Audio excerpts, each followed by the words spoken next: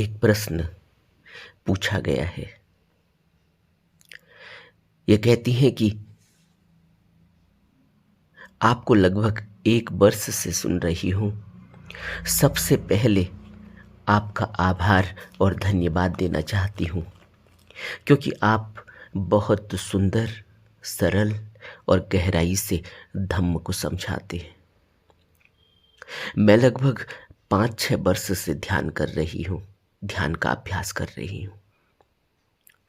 फिर इन्होंने 4-5 प्रश्न पूछे हैं मेल के जरिए। तो पहला प्रश्न इनका है कि जब मैं आनापान करती हूँ तो 10-15 मिनट के अंदर ही संवेदनाएं महसूस होने लगती हैं। सबसे ज़्यादा चेहरे, हथेलियों, अंगुलियों, सिर और पैरों पर होती हैं, लेकिन मुझे रक्त प्रवाह या ऊर्जा प्रवाह का अनुभव नहीं होता। यदि मेरे शरीर के ऊपर की संवेदनाएं सही दिशा में हैं, तो कृपया बताएं कि अंदर की संवेदनाएं कैसे महसूस होंगी। इसके लिए क्या अभ्यास करना चाहिए?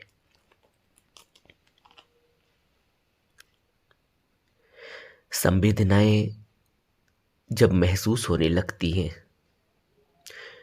तो यह इस बात की निशानी है कि मन शांत हुआ है।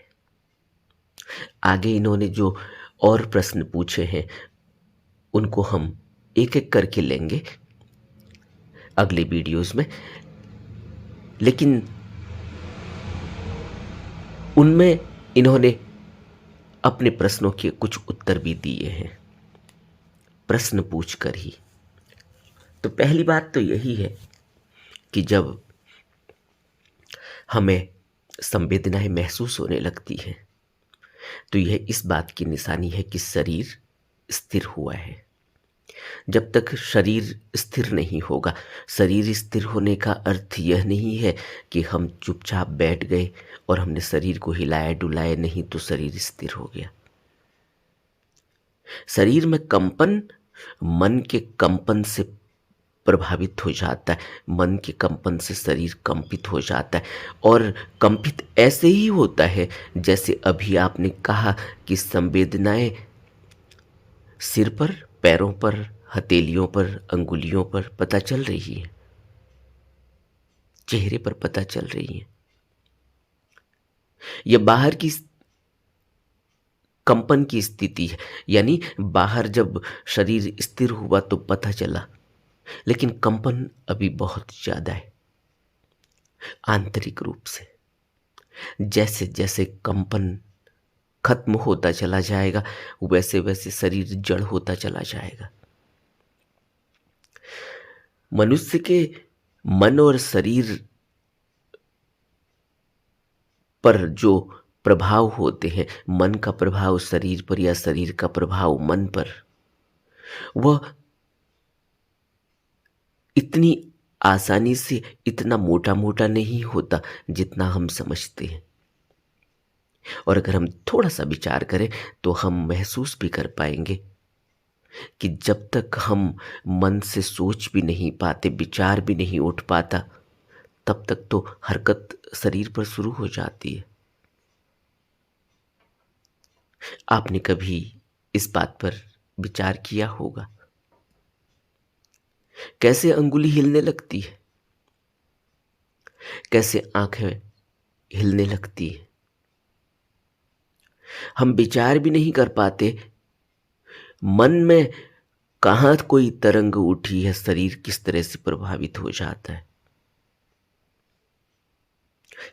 कभी और थोड़े गहरे में विचार करेंगे तो पता चलेगा कि जब तक शरीर पर खुजली लगने लगी तब तक तो हाथ उठकर वहां तक पहुंच गया है।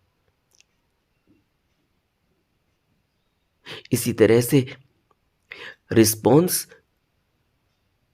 चुंबकीय विद्युत तरंगों में होता है और वो इतना तेज है कि हम इसका अंदाजा भी नहीं लगा पाएंगे।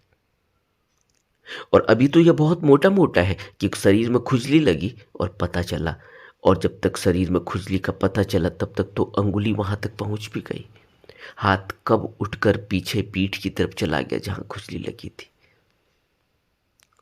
रिस्पॉन्स अभी बहुत मोटा मोटा है यह, लेकिन जो ब्रेन के न्यूरॉन्स होते हैं उनकी कनेक्टिविटी और उनकी तरंगें और उनका रिस्पॉन्स का जो सिस्टम है वह इतना तेज है, ऐसे ही जैसे बिजली गई हो, और जब बिजली आती है तो वह कितनी तेज है। मतलब वहां से जहां भी पावर हाउस से उसको ऑन किया गया वो कब आप तक पहुंच गई, और आप तक ही नहीं न जाने कहां तक पहुंच गई। इलेक्ट्रिक मैग्नेटिक वेव्स होती हैं। और वैसे वैसे शरीर बिल्कुल जड़ है, वैसे मन कहीं दिखाई नहीं देता। अब आप सोचो, अपने शरीर के अंदर इलेक्ट्रिक मैग्नेटिक वेव्स को देखना, महसूस करना कब होगा? जब हम उस स्थिति में चले जाएंगे जहां पर शरीर का पता नहीं है, जहां पर मन का पता नहीं है, बस एक प्रवाह पता चल रहा है। और यह प्रवाह कैसा है? यह प्रवाह अपने आप घटित होने वाला है। इस प्रवाह के लिए हमें कोई ताकत लगाने की जरूरत नहीं है। साधारणतया जो ये प्रश्न पूछा गया है इसमें यही लग रहा है कि मैं अब क्या करूं, अब कौन सा अभ्यास करूं, किस तरह से करूं। अच्छी सोच है। जब हम मेहनत करने की कुवत रखते हैं, जब हम संकल्पित होते हैं, जब हम अपनी तरफ से प्रयास करते हैं, तभी हम अपने आंतरिक अवस्था को समझते, तब हम अपने आंतरिक मंडलों में विचरण करते हैं। लेकिन यह घटना हमारे प्रयास से होगी, यह तो जब होगी तब होगी। प्रयास तो जरूरी है ही, लेकिन इतने समय में हो जाएगी, इस अभ्यास से हो जाएगी, यह नहीं कहा जा सकता। बुद्ध की जिंदगी को देखें, बुद्ध के अभ्यास को देखें। बुद्ध ने 8 साल अथक प्रयास किया और अपनी तरफ से जितना किया जा सकता था, जितना भी मन को झोंका जा सकता था, ताकत लगाई जा सकती थी, संकल्प लिया जा सकता था, सब किया। लेकिन जब घटना घटी वो अपने से घटी, और तब घटी जब कुछ भी करने को शेष नहीं। इसलिए तो बुद्ध बार बार अपने उपदेशों में कहते हैं कि तब तक अभ्यास करना है जब तक कुछ करना शेष न रह जाए। यानी सब कुछ कर लिया गया है, अब छलांग लगनी है। वो छलांग कब लगेगी? वो छलांग तब लगेगी जब हम उसके लिए एक मैप या एक ऐसा रास्ता बना चुके होंगे। जैसे आपने देखा, जब आप नदी के पानी को नहर में लाते हैं तो नहर पहले तैयार करनी होती है, और नहर जब तैयार होती है तो उसमें सारे डायमेंशंस को सोचना पड़ता है, सारे डायमेंशंस को देखना पड़ता है। कितनी चौड़ी होगी, कितनी गहरी होगी, कितनी ऊंची होगी, और उसका पानी कहाँ कहाँ तक छोटे छोटे नालियों से हमारे खेतों तक पहुंचेगा, उसमें कितना पानी छोड़ा जा सकता है, कितना वो उसकी कैपेसिटी होगी सहन करने की। इन सभी बातों को जैसे हम नहर बनाने में ध्यान रख रहे हैं, उसी तरह से हम यहाँ भी जब ध्यान कर रहे हैं तो अपने से एक रास्ता बन रहा है। वो रास्ता क्या है? वो रास्ता है कि हमारा शरीर उस तरह से ढल रहा है, हमारा मन उस तरह से ढल रहा है। यह कैसे ढल रहा है? यह किस तरह से ढल रहा है? यह उस नेचुरल वेव, वो नेचुरल प्रकृति की तरफ जा रहा है। नेचुरल क्या है? यह जो सांस आ रही है, सांस जा रही है, यह एक बहाव है, अपने से बहाव है। इसको हम अपने से नहीं करते, यह स्वयं होता है। और ये यही नहीं कि आप में ही हो रहा है, यह बहाव इस पूरी कुदरत में हो रहा है। इस बहाव के साथ अपने को लयबद्ध कर लेना ही ध्यान है। और इसीलिए ध्यान में कुछ करना नहीं होता, सिर्फ उस फ्लो में अपने को डाल देना होता है। संतों ने, ज्ञानियों ने, बुद्धों ने हमें कितने उदाहरणों से समझाया कि नदी में एक बहाव है, उस बहाव में अपने को छोड़ देना है। और जो बहाव में अपने को छोड़ देता है वो तो तैर जाता है, लेकिन जो ताकत लगाता है वो डूब जाता है। बात इतनी सी मालूम प्रतीत होती है, लेकिन कैसे अपने को छोड़ेंगे बहाव में? क्या यह आसान है कि अपने को बहाव में छोड़ दें? हम सभी लोग तो पानी के आसपास कभी न कभी गए होंगे, कभी न कभी पानी में लोगों को तैरते हुए हमने देखा भी है, नहाते हुए देखा भी है। हमने अगर खुद भी कभी नहाने की कोशिश की हो तो हम जानते हैं कि पानी में बहाव के साथ अपने को छोड़ देना कितना मुश्किल का काम है, तब तक जब तक हमको यह पता न हो कि तैरा कैसे जाता है, जब तक हमको यह पता न हो कि उस बहाव के साथ कैसे लयबद्ध हुआ जा सकता है। क्या टेक्निक है?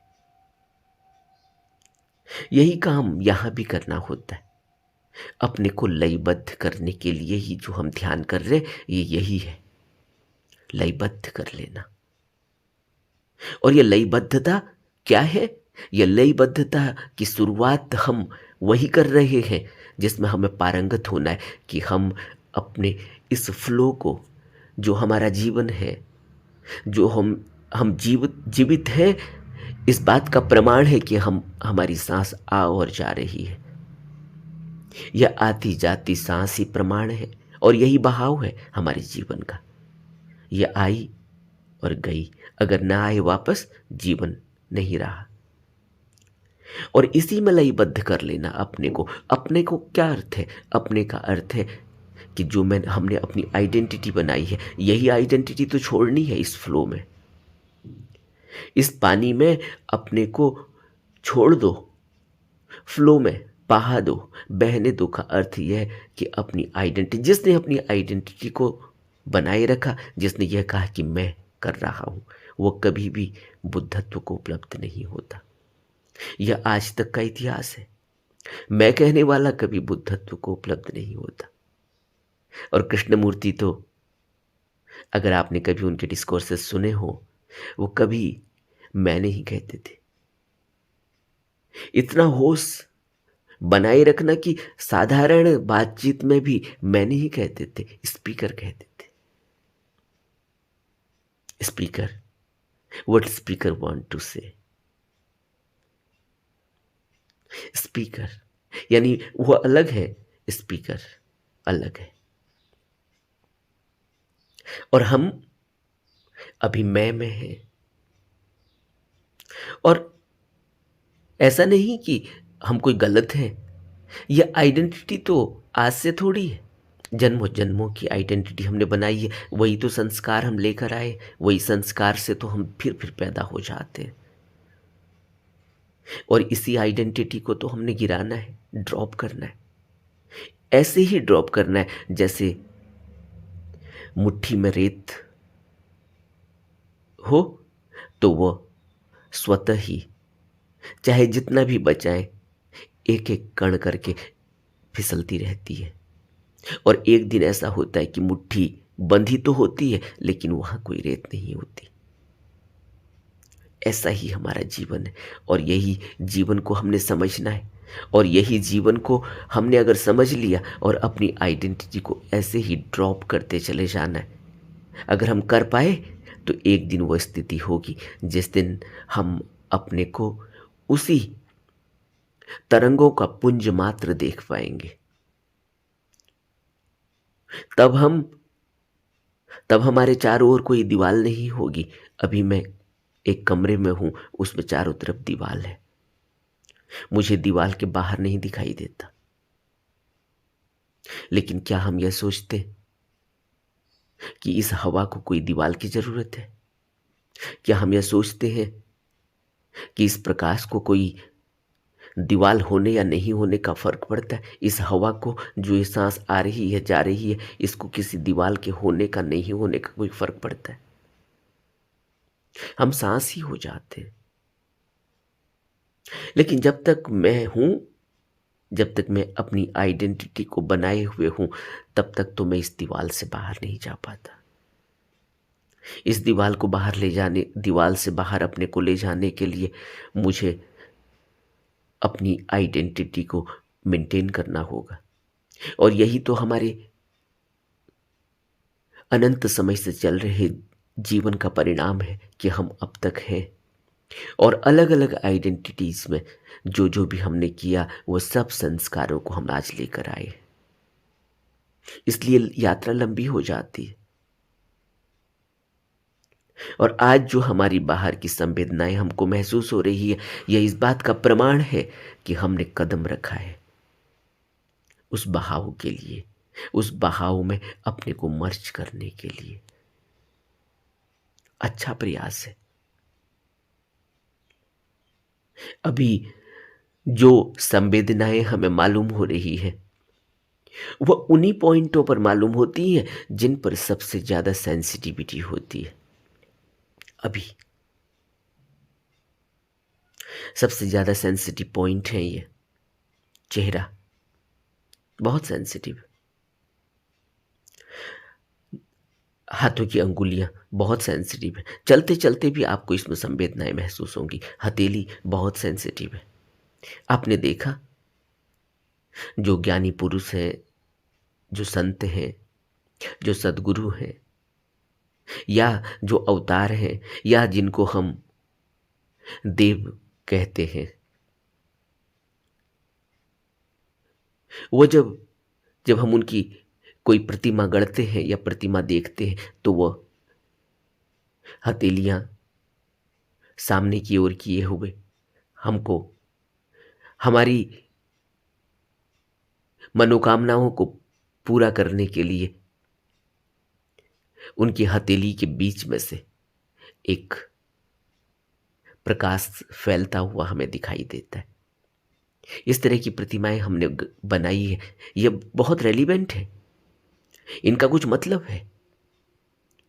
इसलिए हथेली का जो सेंटर पॉइंट है, यह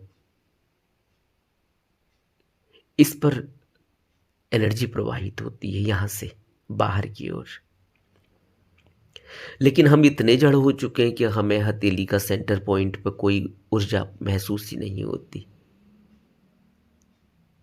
लेकिन जो लोग कुंफू करते हैं, वो बहुत आसानी से अपने हथेली के सेंटर पॉइंट पे ऊर्जा को महसूस करते हैं। और ऊर्जा इतनी ज्यादा महसूस करते हैं, अपनी अंगुलियों के नुकीले भाग पर इतनी ऊर्जा महसूस करते हैं कि उनकी वह ऊर्जा दूसरे को प्रभावित करती है। और ब्रूस ली के बारे में तो यह कहा भी जाता था कि ब्रूस ली जब फाइट करते थे तो कहीं शरीर टच ही नहीं होता था।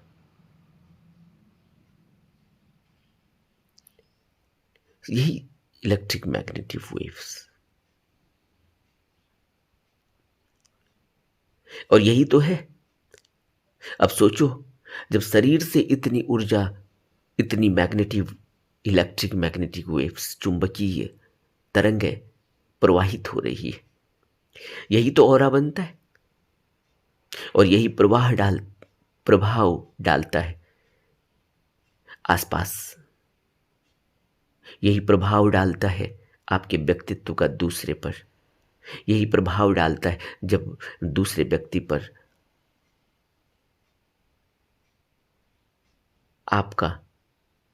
आपके व्यक्तित्व का असर होता है। और वह एनर्जी कैसी होगी?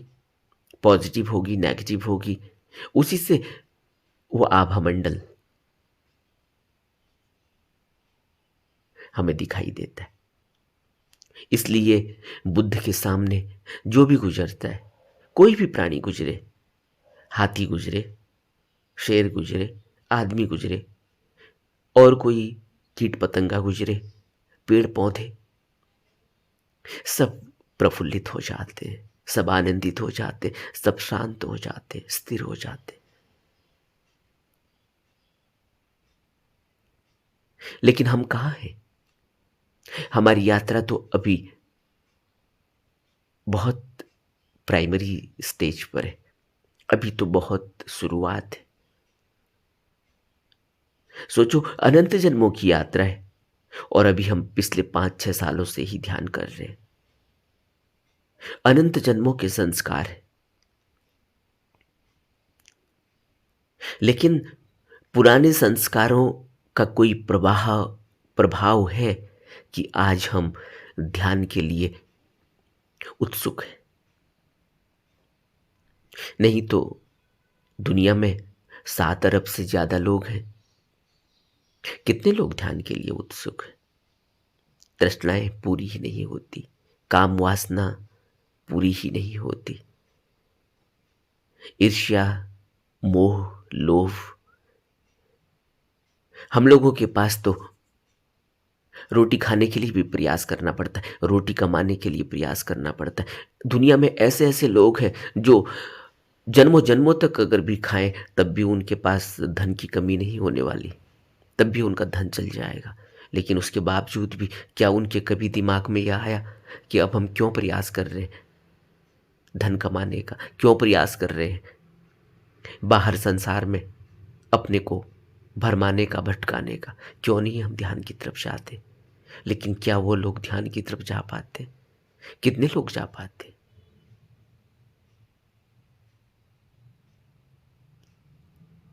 तो अगर आज हमारे अंदर यह प्रभाव पड़ा है तो यह कोई हमारा पुराना संस्कार है, यह हमारी कोई यात्रा है पुरानी, जन्मों जन्मों की यात्रा का प्रभाव पड़ता है। तब हम ध्यान के लिए उत्सुक होते हैं। जन्मों जन्मों की यात्रा का प्रभाव पड़ता है जब हम किसी बुद्ध के समीप जाते हैं।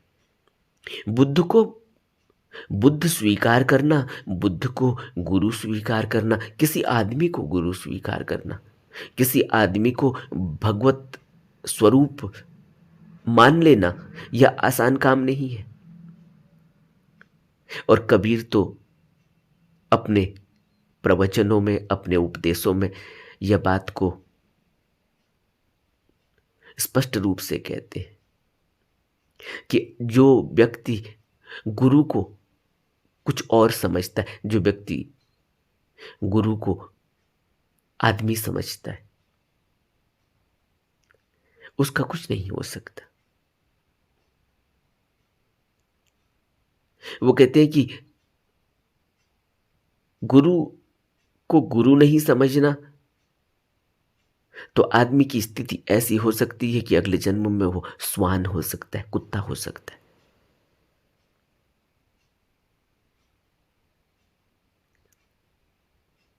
कबीर तो सीधी सीधी बात करते, लेकिन हमने कबीर को कभी संत समझा कहाँ। हमें तो कबीर को एक पोएट के रूप में पढ़ाया जाता है, और सभी बच्चों को स्कूल में पढ़ाया जाता है, लेकिन हम कबीर को बुद्ध की अवस्था में कहाँ रख पाते और यह बात कहाँ समझ पाते, क्योंकि यह बात तो समझ में आ ही नहीं सकती जब तक कि हम उस मार्ग पर न चल रहे हो।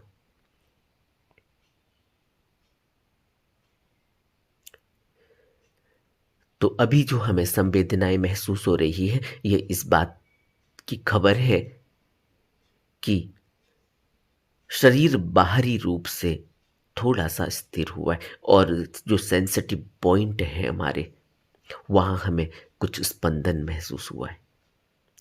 और यात्रा अभी, और अभ्यास जब गहरा होगा, तब हमें अपने शरीर में चुंबकीय तरंगों के पुंज दिखाई देने लगेंगे, महसूस होने लगेंगे।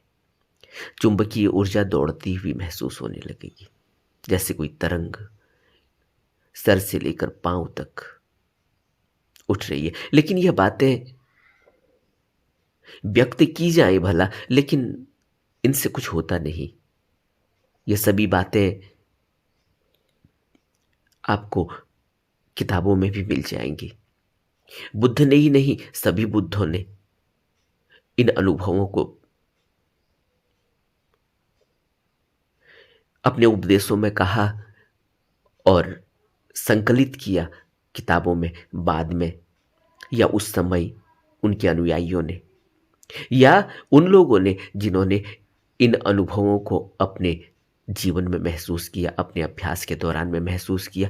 लेकिन इनको अगर हम सुन भी लें तो इससे बहुत ज़्यादा हमारे जीवन में प्रभाव नहीं, हमारी अभ्यास में प्रभाव नहीं पड़ता। इसीलिए तो बुद्ध ने अगर ईश्वर की बात नहीं की, अगर बुद्ध ने आत्मा की बात नहीं की, जीव की चेतना की, चेतनता की के ऊपर इतनी बात नहीं की, पुनर्जन्म जन्मों की बात नहीं की, हालांकि बहुत बात की जन्मों के बारे में, कि नीच योनियों में जा सकता है, ऊपर की योनियों में जा सकता है, देव योनि में जा सकता है, इन बात पर तो बहुत बात की। लेकिन उन बातों पर जहां मनुष्य एक मान्यता बनाकर उलझा हुआ है, उस पर बात नहीं की। हम कह तो देते हैं कि हम आत्मा है, आत्मा अमर है, हमारी कोई मृत्यु नहीं होगी, हम मर नहीं सकते। लेकिन कौन है वह अमृत सपुत्ता? कौन है वह अजोनी? नानक अजोनी कहते, जो स्वयंभू है, नानक कहते। नानक गुरुदेव ने जब शुरू के वचनों में ही यह बात कही है जपू जी साहिब में, कि वह स्वयंभू है। और नानक तो अभी 800 1000 साल पहले प्रकट हुए। यह बात स्वयंभू और अजन्मा और अयोनि वाली तो सदियों से, न जाने आदि अनादि समय से ग्रंथों में संकलित है, कि कहीं कोई पैदा होने वाली, वो स्वयंभू है, स्वयं पैदा होता है। अब कौन स्वयं पैदा होता है? हमें पता चलता है हम स्वयंभू हैं, किसी योनि की आवश्यकता नहीं होती। लेकिन हमें तो यही लगता है कि हम माँ बाप के जरिए पैदा होते। तो ये बातें हमें कहाँ समझ में आएंगी? लेकिन उसके बावजूद भी संतों ने, सत्पुरुषों ने हमें मार्ग दिखाने के लिए, हमें एक, हमारे अंदर जिज्ञासा पैदा हो, इसके लिए अपने अनुभवों को साझा किया, अपने अनुभवों को बताया। लेकिन जब यह समाज में एक मान्यता बन जाती है, हम इसको ऊपर ही ऊपर समझ लेते हैं, मान लेते हैं, तो क्या होता है? तब हमारे जीवन में तो कोई प्रभाव नहीं पड़ता, हमारा जीवन तो नहीं बदलता। हम एक मान्यता में, एक सुनी सुनाई बात को मान लेते हैं, हमारा वो अनुभव नहीं होता। इसलिए हम रोज देख रहे हैं कि हाँ, कोई आदमी मर रहा है। बुद्ध ने तो सिर्फ एक बार देखा किसी आदमी को मरते हुए, उसी समय यह बात अंदर खटक गई कि यह क्या, कि अभी आदमी चल रहा है, अभी मर गया, अभी चार लोग इसको उठाकर ले जा रहे, अभी यह कुछ भी नहीं बोलता, इसके रिस्पॉन्स सारे खत्म हो गए, इसकी चेतनता खत्म हो गई। तो यह कौन था? यह कौन था जो मरा था? लेकिन हम कहाँ हैं? बुद्ध में और हम में उस प्रारंभिक अवस्था में क्या फर्क है, जरा सोचो। बुद्ध तो अभी बुद्धत्व को उपलब्ध नहीं हुए, यह तो बहुत शुरुआत की बात है, जहां पर बुद्ध के अंदर यह बात खटकी है कि कौन था जो मर गया। इसको जानना बहुत जरूरी है। इसका अर्थ यह है कि कल मैं भी ऐसे ही गिर जाऊंगा, मर जाऊंगा, तो फिर यह कौन है जो बोल रहा है? तो फिर इसको जानना जरूरी है। और इसको मरने के बाद तो नहीं जाना जा सकता, क्योंकि अब चार लोग इस आदमी को उठाकर ले जा रहे हैं, ये यह भी नहीं कह सकता कि मेरे को कहाँ ले जा रहे हो। अब यही चार आदमी इसको अग्नि में समा देंगे और ये यह नहीं कह पाएगा कि मेरे को आग में क्यों जला रहे हो, मेरे को दर्द हो रहा है। अब इसको दर्द नहीं होता, अब इसको कोई जलन नहीं होती, अब यह कुछ बोलता नहीं, अब इसको कुछ भी आभास नहीं होता। तो ये कौन है जिसको आभास हो रहा है? कौन है जिसको दर्द हो रहा है? कौन है जिसको यह महसूस हो रहा है कि वो है, जिंदा है, चेतन है? लेकिन हमारे अंदर अब तक यह बात घर नहीं कर गई। अगर घर कर गई होती तो जरूर हमने इसकी खोज की होती और जी जान से की होती, बुद्धि की तरह की होती। लेकिन हम क्यों नहीं कर पा रहे? हम क्यों फिर बेहोश हो जाते? क्योंकि हमारे घर में भी तो कोई मरा और हमने देखा कि कल तक वो कुर्सी पर बैठता था, हमसे बात करता था, हमको प्यार करता था, गले लगाता था, हमारे लिए सब इंतजाम करता था, लेकिन आज वो नहीं है। और जब वो मरा तब हम यह भी नहीं कह पाए कि तुम कहाँ जा रहे हो, तुम्हारे बिना हम कैसे जिएंगे। हम उनको रोक नहीं पाए। हम उनसे यह भी नहीं कह पाए कि थोड़ा रुको, कुछ दिन और ठहर लो, जब हम बड़े हो जाएंगे, अपने पैरों पर खड़े हो जाएंगे, तब तुम चले जाना। हम कितने असहाय हैं, या वह कितना असहाय है जो चले जाता है। उसकी भी तो बहुत प्लानिंग थी, वो भी तो बहुत कुछ अभी करना चाहता था, जोड़ना चाहता था, बनाना चाहता था, बहुत कुछ देखना चाहता था।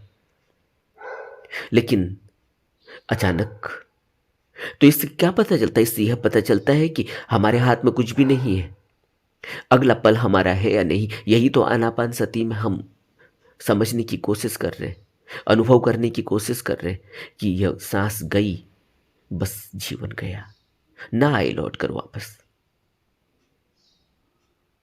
तब यही मृत्यु का आभास ही तो हम करने की कोशिश कर रहे हैं। जितना गहरा ये मृत्यु का आभास हमारा हो पाएगा, उतनी ही ज़्यादा हम ध्यान की तरफ गहराई में बढ़ पाएंगे, अपनी अपने को समस्त रूप से लगा पाएंगे।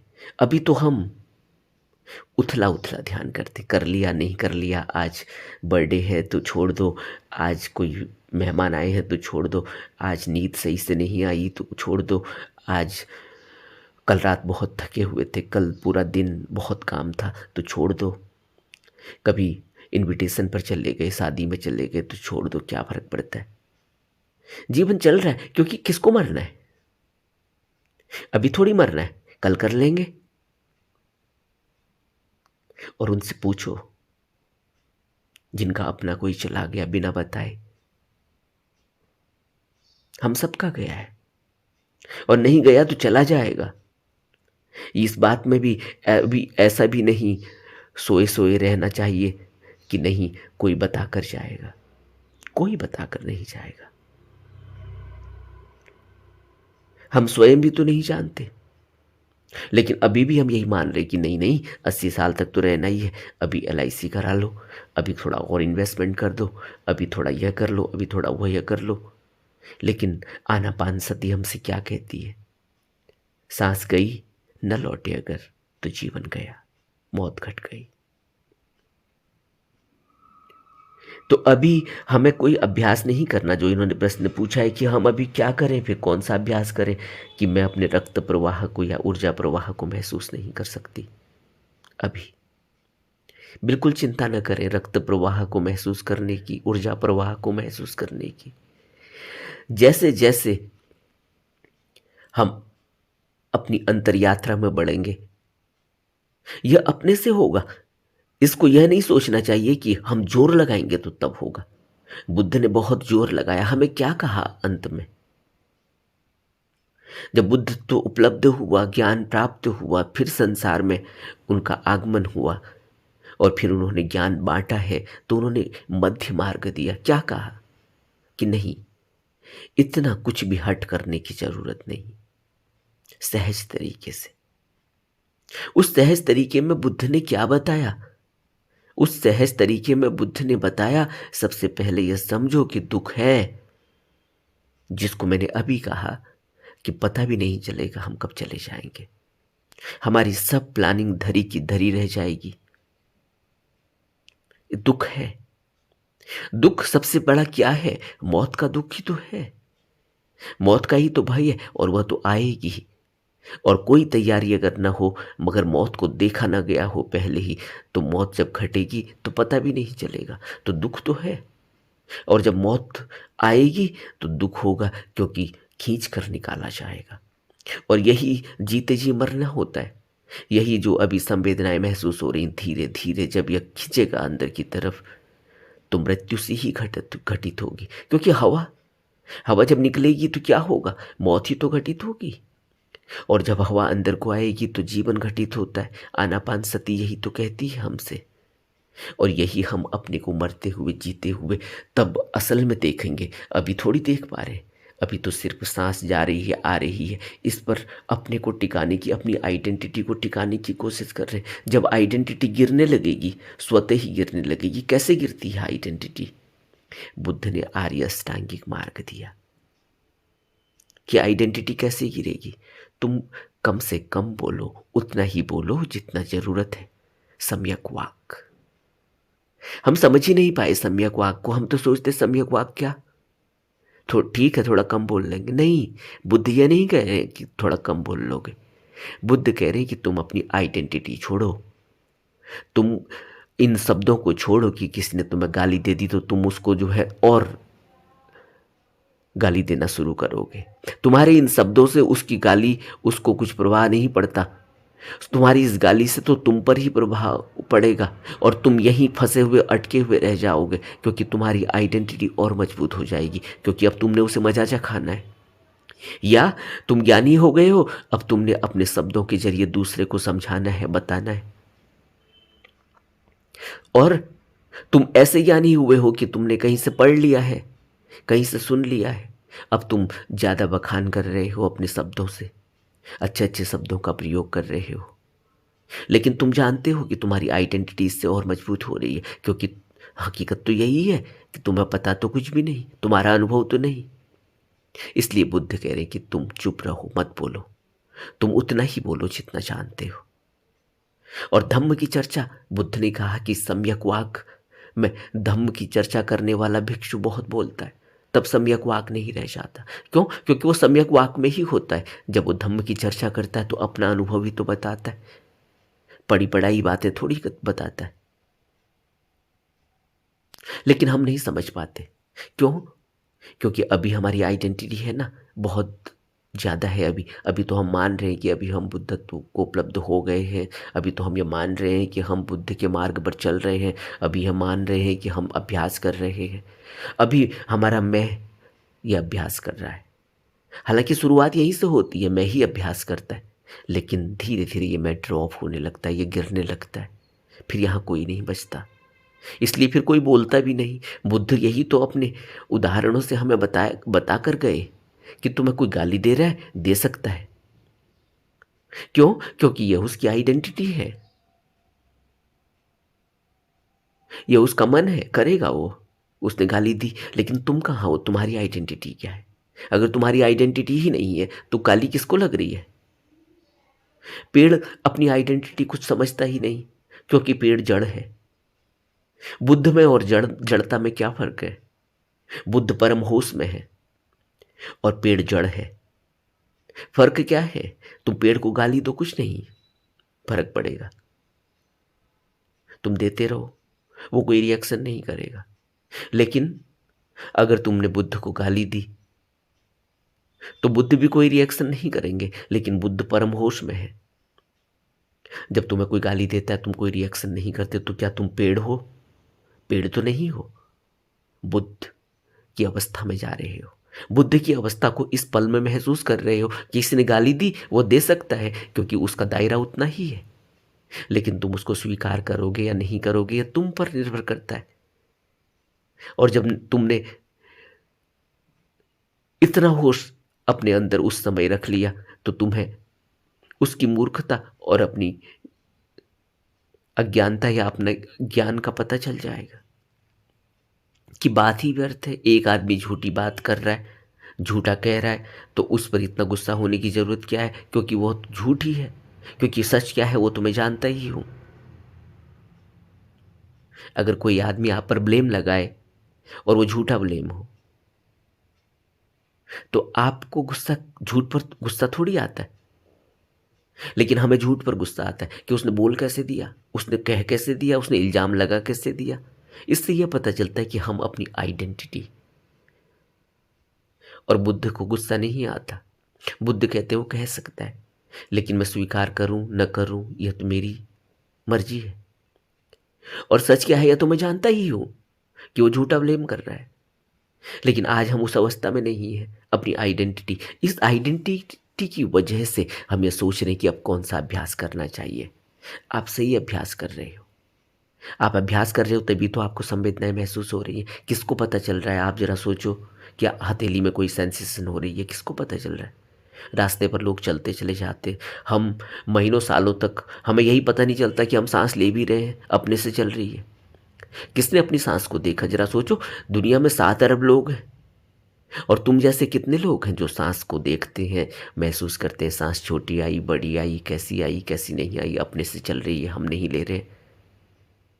तब मन दिखाई देता है, तब सेंसेशन दिखाई देती है, तब सारे शरीर पर वो तरंग महसूस होने लगती है। और धीरे धीरे एक अवस्था आती है, जैसे जैसे अपनी आइडेंटिटी गिरती चली जाएगी, एक स्थिति ऐसी होगी जब, जैसे इन्होंने लिखा है अगले प्रश्नों में, कि सांस छोटी होने लगी है और छोटी हो जाएगी। एक दिन, एक समय ऐसा आएगा जब पता भी नहीं चलेगा कि सांस चल रही है, सिर्फ पुंज रह जाएगा।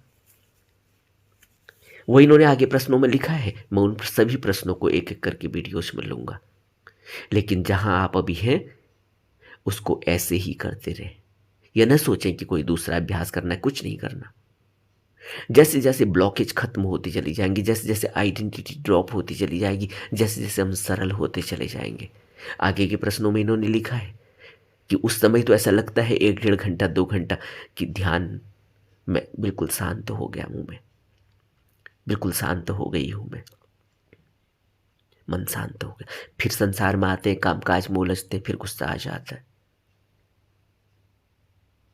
ऐसा होगा क्योंकि भी आइडेंटिटी है। चूरा चूरा होना होता है।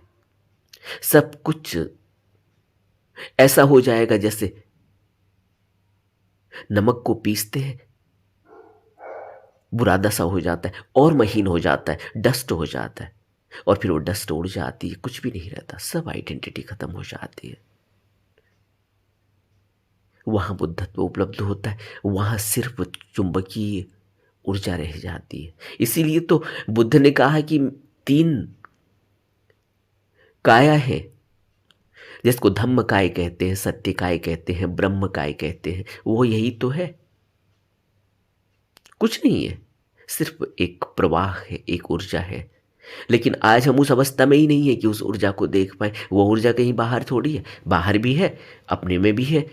मैं भी तो वही ऊर्जा का हिस्सा हूँ जो बाहर है, लेकिन न तो मैं अपने में देख पाता, न मैं बाहर देख पाता।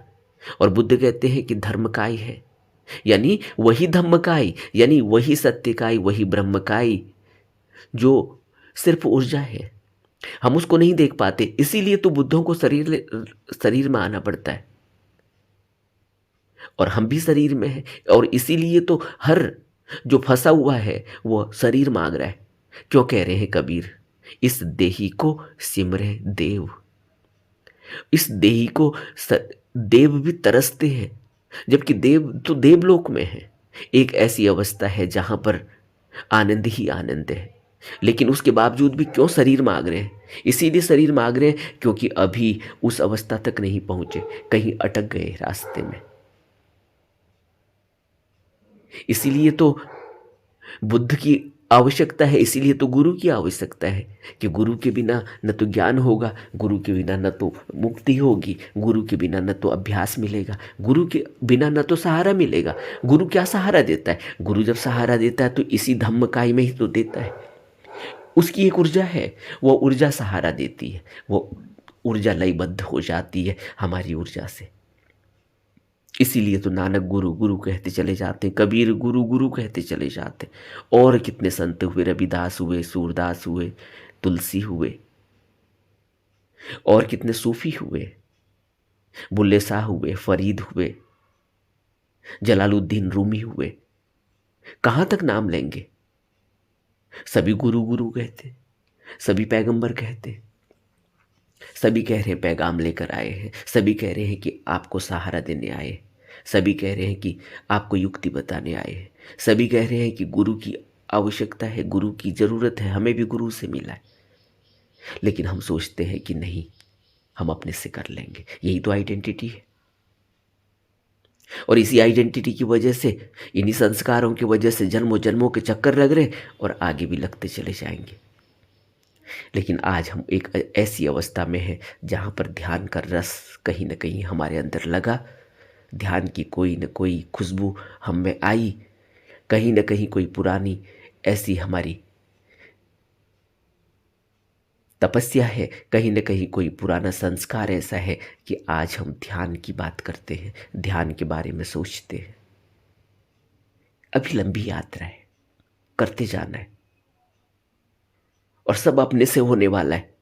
जैसे जैसे आइडेंटिटी गिरती चली जाएगी, जैसे हम सीधे और सरल होते चले जाएंगे, सब गिर जाएगा, सिर्फ ऊर्जा रह जाएगी। आप करते जाओ। नमो बुद्धाय।